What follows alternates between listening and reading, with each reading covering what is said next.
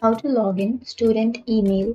So if you want to log in a student email, then first of all you can open up a browser, any browser that you're comfortable with, and then you can go and open up your website, like your college website. So for example, I'll be choosing um, this one.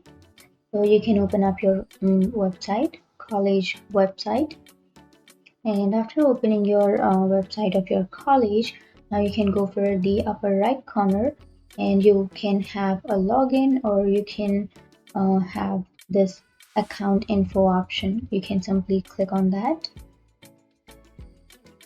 and from here you can log in or sign into your college ID. So you will have this two blanks. One is to enter your username, and then the another one is to enter your password. So you have to enter your username and password which your college has provided you. And if you have forgotten your password, then you can go for I forgot my password, so that your college will help you with recovery of your password. But if you remember your password and then your username, then simply enter it and then you can go for sign in. And that's it. It was that simple to log in with your student ID. And if you have any questions, feel free to comment below.